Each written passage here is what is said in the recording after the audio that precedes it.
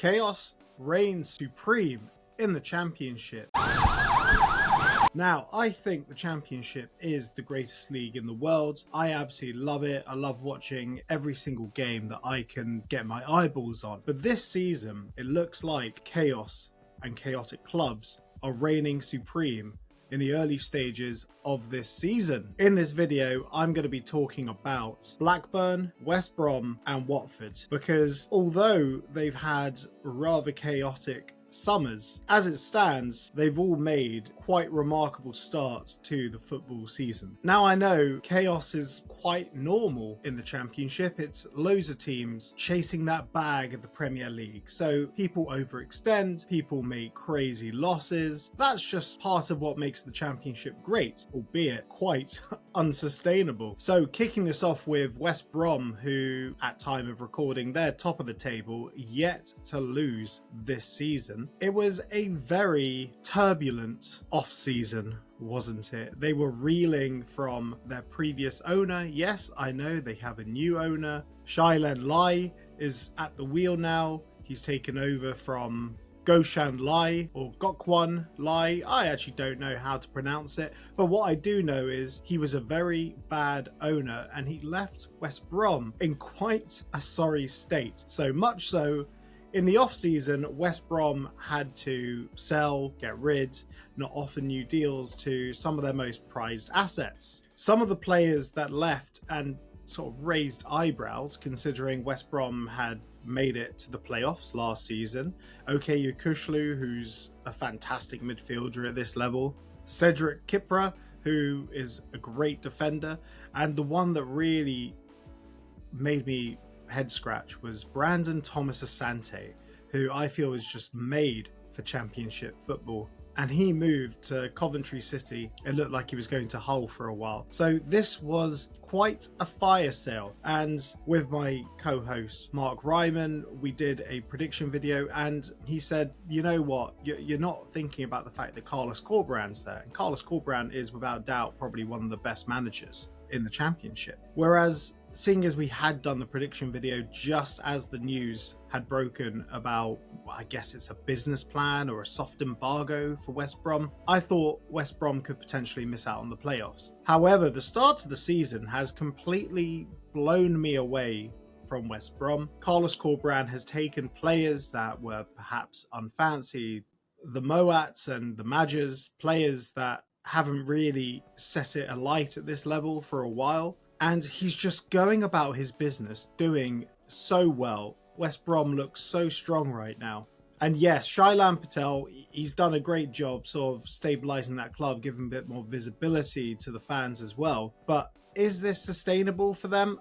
Yeah, it is. I think West Brom will be up there come the end of the season. You can't ever discount a team that's got Carlos Corberán at the wheel. And moving on to Blackburn Rovers, who are also yet to taste defeat this season. A lot of people, my co-host Mark included, who actually put Blackburn bottom of his predicted table. No one saw this coming. Where has this start for the season for Blackburn come from? Well, I'll tell you what. For a team that literally survived relegation on the final day of the season, they were going nowhere under John Dahl Tomasson. Yes, he had a philosophy. Yes, he had some exceptional players, Sammy Smodics as well, who was absolutely on fire last season, but they've changed manager. John Eustace, who is famous for getting Birmingham into the playoffs before Wayne Rooney was appointed in his place. He knows what he's doing. It may not be the most exciting football, but it gets results. Coupled with the fact that he's made some outstanding signings. Ohashi is one that's really impressed. And with Blackburn as well, they always have one player, one striker, or in the case of Sammy Smodics,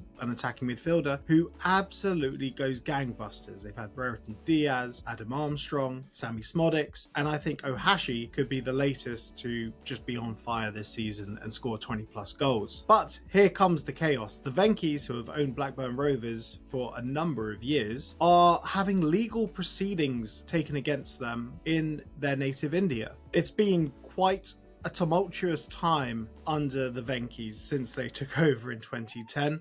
They've even dabbled with a little bit of League One football. And considering when the Venkies took over, Blackburn were in the Premier League, yes, a lot of fans are quite rightly aggrieved, but at the same time, it's important to remember that the Venkies essentially just signed the checks. Whenever a loss is made, the Venkies underwrite that loss. However, is the Venkies' ownership sustainable? No, it's not sustainable. I'm amazed it's lasted this long as it is. And now that there are eyes on the Venkies about whether they can even put money into the club, it could get a whole lot worse. But John Eustace will keep cracking on. And do I think that they'll be up there in and amongst it in the title charge or the playoff push at the end of the season? No. I reckon they'll revert to the mean. They'll drop to mid-table, but I still think that's a massive improvement from where they were last season. And another team that I guess I have to talk about because fair play to them, they've had quite a good start to the season, Watford.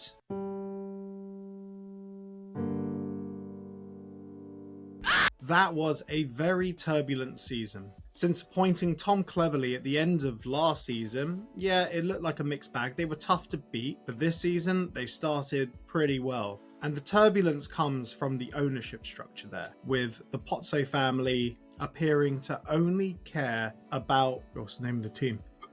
The turbulence there comes from the Pozzo family and seemingly only really caring about their precious Udinese in Italy. And from an outsider perspective, bias aside, the way that they pass players back and forth between Udinese, Watford, launder money between the two clubs, I guess you can call it money laundering when a team with the same ownership structure buy a player above market rate. Look, I don't believe in one owner owning multiple clubs. I think that's just a bit dodgy, to be honest. But that's modern day football for you. You know, the City Group who own Man City, they own several clubs, I think 7. Absolutely bonkers. But that's a video for another day, I guess. But back to Watford. Are they going to stick with Tom Cleverley for the season? Well, he's doing all right at the moment. Do I think that their current form is sustainable? No.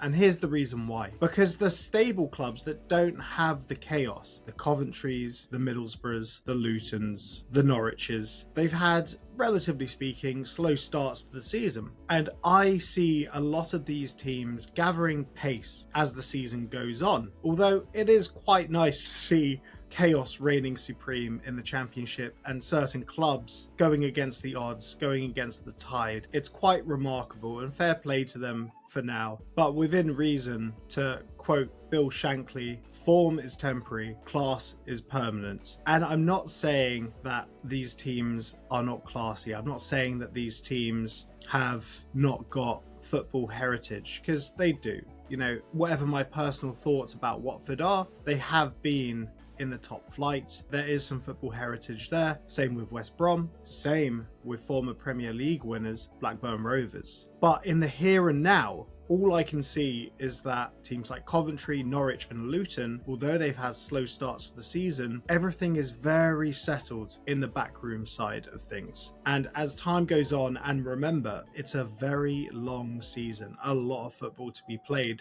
I can see most teams finding their level, although I do think West Brom will have a great season now. But for Blackburn and Watford, I think it's just not sustainable, these starts that they've had. So I reckon we'll see a reversion to the mean for those two, and I reckon Coventry, Norwich, Luton, Middlesbrough, I reckon it's all going to pick up for these teams. Let me know your thoughts in the comments. Who do you think has had the best start to the season out of the teams that I've mentioned in this video? Where do you think they're going to finish? If you enjoyed this video, please like it takes a second, and subscribe to our channel for even more Championship content. And most importantly, I hope you all have a great day, whatever team you support.